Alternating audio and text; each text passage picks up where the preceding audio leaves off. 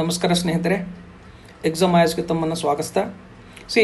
ಇವತ್ತಿನ ತರಗತಿಯಲ್ಲಿ ನಾನು ಪೊಲಿಟಿಯ ಮೊದಲ ಚಾಪ್ಟರನ್ನು ನಾನು ನಿಮ್ಮ ಜೊತೆ ಡಿಕೋಡ್ ಮಾಡುವ ಪ್ರಯತ್ನವನ್ನು ಮಾಡ್ತಾ ಇದ್ದೀನಿ. ಏನು ಡಿಕೋಡ್ ಮಾಡ್ತೀನಿ ಅಂತಂದರೆ, ಫಸ್ಟ್ ನೀವು ಸಿಲೆಬಸನ್ನು ತೆಗೆದುಕೊಂಡಾಗ ಪೇಪರ್ ಸೆಕೆಂಡಲ್ಲಿ ಸೆಕ್ಷನ್ ಸೆಕೆಂಡಲ್ಲಿ ಭಾರತೀಯ ಸಂವಿಧಾನದ ಅವಲೋಕನ ಎಂಬ ಅಂಶ 7 ಘಟಕಗಳನ್ನು ಕಾಣ್ತವೆ. ಅದರಲ್ಲಿ ಮೊದಲನೇ ಘಟಕ ಯಾವುದು ಅಂತಂದರೆ ಸಂವಿಧಾನದ ಸ್ವರೂಪ.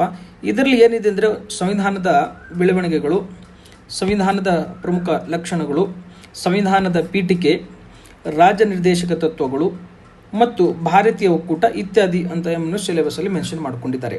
ಆದರೆ ನಾನು ಪ್ರಿವಿಯಸ್ UPSC PYQ ಕ್ವಶನ್ಸನ್ನು ನೋಡಿದಾಗ ನನಗೆ ಏನು ಐಡಿಯಾ ಬಂದಿದೆ ಅಂತಂದರೆ ಈ ಚಾರ್ಟಲ್ಲಿ ಹಾಕ್ಕೊಂಡಿದ್ದೆ. ನಾನು ಈ ಚಾರ್ಟಲ್ಲಿ ಏನು ಹಾಕ್ಕೊಂಡಿದ್ದೇನೆ ಅಂತಂದರೆ, ಈ ಸಿಲೆಬಸ್ಸನ್ನು ಎಂಟ್ರಿ ಹೊಡೆಯೋಕ್ಕಿಂತ ಮುಂಚಿತವಾಗಿ ಎಕ್ಸಾಮಿನೇಟ್ ಮಾಡ್ತಾ ಇದ್ದಾನೆ ಅಂದರೆ ಕೆಲವೊಂದು ಪ್ರಶ್ನೆಗಳನ್ನು ಕೇಳ್ತಾ ಇದ್ದಾನೆ. ಎಂಥ ಪ್ರಶ್ನೆಗಳು ಇಲ್ಲಿ ನೋಡಿ. ನೀವು ವಾಟ್ ಈಸ್ ಕಾನ್ಸ್ಟಿಟ್ಯೂಷನ್, ಸಂವಿಧಾನ ಎಂದರೇನು, ಇದು ನಮ್ಮ ಸಿಲೆಬಸ್ಗಿಲ್ಲ, ಸಿಲೆಬಸ್ಸಲ್ಲಿ ಮೆನ್ಷನ್ ಮಾಡಿಲ್ಲ ಸಂವಿಧಾನ ಎಂದರೇನು ಓದಿ ಅಂತ. ಬಟ್ ನಮಗೆ ಗೊತ್ತಿರಬೇಕಾಗತ್ತೆ what is the constitution, what are the main source of Indian constitution. ಇದನ್ನು 2007 30 ಮಾರ್ಕ್ಸ್ಗೆ UPSC ಕ್ವಶನ್ಸ್ನ ಕೇಳ್ಕೊಂಡಿದ್ದಾನೆ. And examine the need for review the Indian ಕಾನ್ಸ್ಟಿಟ್ಯೂಷನ್ನ ನಾವು ರಿವ್ಯೂ ಮಾಡಬೇಕೇ ಎಂಬ ಅಂಶವನ್ನು 2000ರಲ್ಲಿ 30 ಮಾರ್ಕ್ಸಿಗೆ ಕ್ವಶನ್ಸನ್ನು ಕೇಳ್ಕೊಂಡಿದ್ದಾನೆ. ಎಟ್ ದ ಸೇಮ್ ಟೈಮ್ ನೋಡಿ, what is the significance of 26 November of the country and Indian polity ಅಂತ ಕ್ವಶನ್ಸ್ ಕೇಳ್ಕೊಂಡಿದ್ದಾನೆ. ಇದನ್ನು ನೀವು ಸಿಲೆಬಸ್ ಎಂಟ್ರಿ ಹೊಡೋಕ್ಕಿಂತ ಮೊದಲೇ ನಿಮ್ಮ ಕ್ವಶನ್ಸ್ ಅನ್ನ ಕೇಳಿದ್ದಾನೆ, 3ನೇ ಕ್ವಶನ್ಸು. ನೆಕ್ಸ್ಟ್ ಇಲ್ಲಿ ಕೆಳಗೆ ನೋಡಿ, what is the constitution morality and rooted in the constitution itself and founded essential facet ಅಂತ ಕ್ವಶನ್ಸನ್ನು ಕೇಳ್ಕೊಂಡಿದ್ದಾನೆ, ಅದು ಒಂದು. And explain the doctrine of constitution morality, ಇದನ್ನು ಕೂಡ ಏನಾದರೂ ಕ್ವಶನ್ಸನ್ನು ಕೇಳ್ಕೊಂಡಿದ್ದಾನೆ. ಇದು ಬೇಸಿಕ್ಸ್, ಇದು ಹೌದಾ. ಕಾನ್ಸ್ಟಿಟ್ಯೂಷನ್ ಎಂಟ್ರಿ ಹೊಡೆಯೋಕ್ಕಿಂತ ಮುಂಚಿತವಾಗಿ ಈ ಕಾನ್ಸ್ಟಿಟ್ಯೂಷನ್ ನೀವು ಪಾಠ ಪೊಲಿಟಿ ಸ್ಟಾರ್ಟ್ ಮಾಡೋಕ್ಕೆ ಮೊದಲು ಈ ಬೇಸಿಕ್ಸ್ಕನ್ನು ಕಾನ್ಸ್ಟಿಟ್ಯೂಷನ್ ಎಂದರೇನು, ಕಾನ್ಸ್ಟಿಟ್ಯೂಷನ್ ರಿವ್ಯೂ ಮಾಡಬೇಕಾ, ಅದ್ರ ಬಗ್ಗೆ ಕ್ವಶನ್ಸನ್ನು ಕೇಳ್ಕೊಂಡಿದ್ದಾನೆ, ಇದು ಒಂದು. ರಿಮೈನಿಂಗ್ ಕ್ವಶನ್ ಏನಿದೆ ಅಂತಂದರೆ ನಿಮಗಿದು ಗೊತ್ತಿರಲಿ. ಈಗ ನಾನು ನಿಮಗೇನು ಕ್ವಶನ್ ಮಾಡ್ತಾ ಇದ್ದೀನಿ ಅಂತಂದರೆ, ಇವತ್ತಿನ ಕ್ವಶನ್ಸಲ್ಲಿ ನಾನು ಏನು ಕ್ವಶನ್ಸ್ಗಳನ್ನ 1900 ಯಾವುದು ನಾನು ಈ ಪೊಲಿಟಿಯಲ್ಲಿ ಕ್ವಶನ್ ಬ್ಯಾಕ್ಗ್ರೌಂಡ್ ಆಫ್ ನೋಡಿ ಸಂವಿಧಾನದ ಬೆಳವಣಿಗೆಗಳ ಮೇಲೆ ಒಂದು ಕ್ವಶನನ್ನು ನಾನು ನಿಮಗೆ ಇವತ್ತು ಕೊಟ್ಕೊಂಡಿದ್ದೀನಿ, ಹೌದಾ. ಆದರೆ ನಾನು ಈ ಒಂದು ಟಾಪಿಕನ್ನು ಯಾವ ರೀತಿ ಅಪ್ರೋಚ್ ಮಾಡಬೇಕು ಅನ್ನೋದು ನಾನು ಸೆಕೆಂಡ್ ಸ್ಲೈಡಲ್ಲಿ ಡಿಸ್ಕಸ್ ಮಾಡ್ತೀನಿ. ಓಕೆ ನೋಡಿ, ಇವತ್ತಿನ ಈ ಟಾಪಿಕಲ್ಲಿ ನಾನು ಏನು ಮಾಡ್ತೀನಿ ಅಂದರೆ, ಈ ಸಂವಿಧಾನದ ಬೆಳವಣಿಗೆಗಳ ಟಾಪಿಕನ್ನು ನಾನು ಒಂದೇ ಟಾಪಿಕನ್ನು ನಾನು ಎತ್ಕೊಳ್ಳುವ ಪ್ರಯತ್ನವನ್ನು ಮಾಡ್ತೀನಿ. ಈ ಸಂವಿಧಾನದ ಬೆಳವಣಿಗೆ ಮೇಲೆ ಏನು ಕ್ವಶನ್ಸ್ ಕೇಳ್ಬೋದಾ? ಫಸ್ಟ್ ಕ್ವಶನ್ ಏನು ಕೇಳ್ಬೋದು ಅಂದರೆ, ಸಂವಿಧಾನದ ಬೆಳವಣಿಗೆ ಕುರಿತು ಚರ್ಚಿಸಿ ಅಂದರೆ ಡೈರೆಕ್ಟ್ ಕ್ವಶನ್ಸನ್ನು ಕೇಳ್ಬೋದು. ಅವಾಗ ನೀವೇನು ಮಾಡಬೇಕಾಗತ್ತೆ, ರೆಗ್ಯುಲೇಟಿಂಗ್ ಆ್ಯಕ್ಟ್ 1773 ಹಿಡ್ಕೊಂಡು 1947 ಆ್ಯಕ್ಟ್ಸ್ವರೆಗೆ ನೀವು ಕಂಪ್ಲೀಟ್ ಎಲ್ಲ ಒಂದು 7-8 ಆ್ಯಕ್ಟ್ಸ್ಗಳೇನಾದ್ರು ಎಲ್ಲವನ್ನ 2 to 3 ಲೈನ್ಸಲ್ಲಿ ನೀವು ಜಸ್ಟಿಫಿಕೇಶನ್ ಮಾಡಬೇಕಾಗತ್ತೆ, ಒಂದನೇ ಕ್ವಶನು. ಆದರೆ ನಾನೇನು ಕ್ವಶನ್ಸ್ ಕೇಳಿದ್ದೀನಿ ನೋಡಿ, ಇವತ್ತು ನಾನೇನು ನಿಮಗೆ ಕ್ವಶನ್ಸ್ ಕೇಳಿದ್ದೀನಿ ಅಂದರೆ 1919ರ ಕಾಯ್ದೆಯ ಪ್ರಮುಖ ಲಕ್ಷಣಗಳನ್ನು ಅಂತ ನಾನೇನು ಟೆಸ್ಟಲ್ಲಿ ಇವತ್ತು ನಿಮಗೇನು ಗೊತ್ತಾ ವಿರಾಟ್ ಸರಣಿಯಲ್ಲಿ ಕ್ವಶನ್ಸನ್ನು ಕೇಳ್ಕೊಂಡಿದ್ದಾನೆ. ಆದರೆ UPSCಯಲ್ಲಿ ಏನು ಕ್ವಶನ್ಸ್ ಕೇಳಿದ್ದಾನೆ ಅಂತಂದರೆ, ಈ 1935 ಕಾಯ್ದೆಯು ಏನು ಗೊತ್ತಾ ಫೆಡ್ರಲ್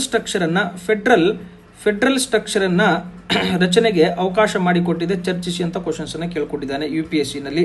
ಅಂದರೆ ಈಗ ನಾನೇನು ಕ್ವಶನ್ಸ್ ಕೇಳಿದ್ದೀನಿ, ಒಂದು ಓವರಾಲ್ ಕ್ವಶನ್ ಕೇಳ್ಬೋದು. ಆಲ್ರೆಡಿ ಏನು ಗೊತ್ತಾ UPSCಯಲ್ಲಿ 1935 ಕ್ವಶನ್ಸನ್ನು ಕೇಳ್ಕೊಂಡಿದ್ದಾನೆ. ನಾನು ಏನು ಮಾಡಿದೆ, 1919 ಮಾಂಟೆಗೊ ಚೇಮ್ಸ್ಫೋರ್ಡ್ ಸುಧಾರಣೆ ಟೆಸ್ಟಲ್ಲಿ ನಾನು ಕೊಟ್ಕೊಂಡಿದ್ದೀನಿ. ಈ ನಿಮ್ಮ ಕೆಲಸ ಏನಂತಂದರೆ, ಇದನ್ನು ಬಿಟ್ಟ ನಂತರ ಏನು ಕ್ವಶನ್ಸ್ ಕೇಳ್ಬೋದು ನಿಮಗೆ ಮೇಜರ್ ಆಗಿ 1947 ಆ್ಯಕ್ಟ್ಸ್ ಬಗ್ಗೆ ಏನು ಗೊತ್ತಾ, ಇದ್ರ ಬಗ್ಗೆ ನಿಮ್ಗೆ ಇಂಡಿವಿಜುವಲ್ ಆ್ಯಕ್ಟ್ ಮೇಲೆ ಕ್ವಶನ್ಸ್ ಕೇಳ್ಬೋದು. 1909 ಮೇಲೆ ಏನು ಮಾಡೋದು ಇಂಡಿವಿಜುವಲ್ ಕ್ವಶನ್ಸ್ ಕೇಳ್ಬೋದು. ಅಥವಾ 1957 ದಂಗೆ ಆಗುತ್ತೆ, 57 ಬ್ರಿಟಿಷ್ ಸರ್ಕಾರ ಭಾರತ ಸರ್ಕಾರ ಕಾಯ್ತಿರ್ತೀವಿ, ಇದ್ರ ಮೇಲೆ ಕ್ವಶನ್ಸ್ ಕೇಳ್ಬೋದು ನಿಮಗೆ. ಅಥವಾ ಕೌನ್ಸಿಲ್ ಆಫ್ ಇಂಡಿಯನ್ ಆ್ಯಕ್ಟ್ಸ್ ಮೇಲೆ ಕ್ವಶನ್ಸನ್ನು ಕೇಳ್ಬೋದು. ಈ 4-5 ಆ್ಯಕ್ಟ್ಸ್ಗಳ ಮೇಲೆ ಏನಾಗುತ್ತೆ ಗೊತ್ತಾ, ಈ 4-5 ಆ್ಯಕ್ಟ್ಸ್ ಮೇಲೆ ಇಂಡಿವಿಜುವಲ್ ಆ್ಯಕ್ಟ್ಸ್ ಮೇಲೆ ಕ್ವಶನ್ಸನ್ನು ಕೇಳ್ಬೋದು. ಲೈಕ್ 1935 ಥರ ಉಳ್ಕಿದ ಆ್ಯಕ್ಟ್ಸ್ ಮೇಲೆ ಇಂಡಿವಿಜುವಲ್ ಕ್ವಶನ್ಸ್ ಕೇಳಕ್ಕೆ ಬರೋದಿಲ್ಲ, ಓವರಾಲ್ ಆಗಿ ಕೇಳ್ಬೋದು. ಸೊ ನಿಮಗೆ ಹೋಮ್ವರ್ಕ್ ಏನಂತಂದರೆ, ಈ 5ರಿಂದ ನಾನು 1 ಟಾಪಿಕ್ಸ್ ನಾನು ಕ್ವಶನ್ಸ್ ಕೇಳ್ಕೊಂಡಿದ್ದೀನಿ, ಒಂದು UPSCಲಿ ಕೇಳ್ಕೊಂಡಿದ್ದಾನೆ. ರಿಮೈನಿಂಗ್ 4ರಿಂದ 5 ಟಾಪಿಕ್ಸ್ಗಳ ಮೇಲೆ ನೀವೇನು ಕ್ವಶನ್ಸ್ ಕೇಳಬೇಕಂದ್ರೆ ಆ ಟಾಪಿಕ್ನ ಹಿನ್ನೆಲೆ ಏನು. ಫಾರ್ ಎಕ್ಸಾಂಪಲ್ 1909 ಆ್ಯಕ್ಟ್ ಬರಬೇಕಾದ್ರೆ ಏನು ಹಿನ್ನೆಲೆ ಇತ್ತು, ಅದರ ಫೀಚರ್ಸ್ ಏನು, ಅದರ ಇಂಪ್ಯಾಕ್ಟ್ಸ್ ಏನು, ಆ್ಯಂಡ್ ಅದರ ಭಾರತೀಯರ ಪ್ರತಿಕ್ರಿಯೆ ಏನಿತ್ತು, ಈ 4 ಆಸ್ಪೆಕ್ಟ್ಸಲ್ಲಿ ನೀವೇನು ಮಾಡಬೇಕಂದ್ರೆ ಅಧ್ಯಯನ ಮಾಡಬೇಕಾಗುತ್ತೆ. ಈ ಒಂದು 1909 ಆ್ಯಕ್ಟನ್ನೇ ನೀವು ಅಧ್ಯಯನ ಮಾಡ್ತೀರಂದರೆ ಅದರ ಬ್ಯಾಕ್ಗ್ರೌಂಡ್ ಏನು, ಜೊತೆಗೆ ಅದರ ಫೀಚರ್ಸ್ ಏನಿತ್ತು ಅದರದ್ದು ಇಂಪಾರ್ಟೆನ್ಸ್ ಏನು, ಪ್ಲಸ್ ಅದರ ಇಂಪ್ಯಾಕ್ಟ್ ಏನು, ಪ್ಲಸ್ ಇಂಡಿಯನ್ ರೆಸ್ಪಾನ್ಸ್ ಹೆಂಗಿತ್ತು, ಈ 4-5 ಡೈಮೆನ್ಷನಲ್ಲಿ ನೀವೇನು ಮಾಡಬೇಕಾದ್ರೆ ಈ 4ರಿಂದ 5 ಆ್ಯಕ್ಟ್ಸ್ಗಳನ್ನು ಯಾವ್ಯಾವು 1909, 1919, 1935, 1947, 1858 ಆ್ಯಕ್ಟ್ಸ್ ಆ್ಯಂಡ್ 1892 ಕೌನ್ಸಿಲ್ ಆ್ಯಕ್ಟ್ಸ್, ಈ 4-5 ಆ್ಯಕ್ಟ್ಸ್ಗಳನ್ನು ನೀವು ನಾನು ಏನು ಡೈಮೆನ್ಷನ್ ಹೇಳಿದ್ದೀನಿ ಆ ಡೈಮೆನ್ಷನಲ್ಲಿ ನಿಮ್ಮ ಹತ್ರ ರೆಡಿಮೇಡ್ ಏನಿರಬೇಕಂದ್ರೆ ಮಟೀರಿಯಲ್ ರೆಡಿ ಇರಬೇಕು. ಓಕೆನಾ. ಆ್ಯಂಡ್ ಓವರಾಲ್ ಆಗಿ ಏನು ಇಡಬೇಕಂದ್ರೆ ಓವರಾಲ್ ಆಗಿ ಭಾರತ ಸಂವಿಧಾನ ಬೆಳಗ್ಗೆಯನ್ನು ಕುರಿತು ಬರೀರಿ ಅಂದಾಗ 1773 ಇಂದ ಹಿಡ್ಕೊಂಡು 1947ವರೆಗೆ ಒಂದು ಆನ್ಸರ್ ರೆಡಿ ಇರಬೇಕು. ಟೋಟಲ್ ಆಗಿ ಬ್ಯಾಕ್ಗ್ರೌಂಡ್ ಆಫ್ ಇಂಡಿಯನ್ ಕಾನ್ಸ್ಟಿಟ್ಯೂಷನ್ ಅಲ್ಲಿ ಸಂವಿಧಾನಕ ಬೆಳವಣಿಗೆಗಳ ಆ್ಯಕ್ಟ್ಗಳನ್ನು ತೆಗೆದುಕೊಂಡಾಗ 1773 ಇಂದ 1947ವರೆಗೆ ನಿಮಗೇನಂದ್ರು ಈ ಒಂದು 7ರಿಂದ 8 ಕ್ವಶನ್ಸ್ಗಳು ಬರುವ ಸಾಧ್ಯತೆ ಇರ್ತವೆ, ಅಥವಾ 10 ಅನ್ಕೊಳ್ಳೋಣ ಮ್ಯಾಕ್ಸಿಮಮ್. ಈ 10 ಕ್ವಶನ್ಸ್ಗಳಿಗೆ ನೀವೇನು ಮಾಡ್ಬೇಕಂತಂದ್ರೆ ನಾನು ಏನು 5 ಡೈಮೆನ್ಷನ್ ಹೇಳಿದ್ದೀನಿ ಆ ಡೈಮೆನ್ಷನ್ ಹಿನ್ನೆಲೆಯಲ್ಲಿ ನೀವೇನು ಮಾಡಬೇಕು, 10 ಕ್ವಶನ್ಸ್ ಅಂದರೆ ಒನ್ ಫ್ರಂಟ್ ಬ್ಯಾಕ್ ಅಂದರೆ 20 ಪೇಜಸ್ಸಲ್ಲಿ, ಅಥವಾ ಶಾರ್ಟ್ ಆಗಿ ನೋಟ್ಸ್ ಮಾಡಿದ್ದೆ ಅಂದರೆ 5 ಪೇಜಲ್ಲಿ ನಿಮಗೆ ಇಡೀ ಆ್ಯಕ್ಟ್ಸ್ಗಳ ಜಿಸ್ಟು ಆ್ಯಂಡ್ ಏನು ಕ್ವಶನ್ಸ್ ಕೇಳಬಹುದು ನಿಮ್ಮ ಹತ್ರ ರೆಡಿ ಇರಬೇಕು. ಸೊ ಈಗ ಇವತ್ತು ನೀನು ಹೋಮ್ವರ್ಕ್ ಏನು ಕೊಟ್ಟಿದ್ದೀನಿ ಅಂದರೆ 1909 ಆ್ಯಕ್ಟನ್ನು ನಾನು ಕೇಳಿದ್ದೀನಿ, ರಿಮೈನಿಂಗ್ ಹೋಮ್ವರ್ಕ್ ನೀವು ಮಾಡಬೇಕು. ನೆಕ್ಸ್ಟ್ ಟಾಪಿಕಲ್ಲಿ ಸಂವಿಧಾನದ ಲಕ್ಷಣಗಳ ಮೇಲೆ ಏನು ಕ್ವಶನ್ಸ್ ಕೇಳ್ಕೊಂಡಿದ್ದಾನೆ ಅದನ್ನು ಯಾವ ರೀತಿ ಡಿಕೋಡ್ ಮಾಡಬೇಕಂತ ನೆಕ್ಸ್ಟ್ ಕ್ಲಾಸಲ್ಲಿ ಡಿಸ್ಕಸ್ ಮಾಡ್ತೀನಿ. Okay, thank you very much.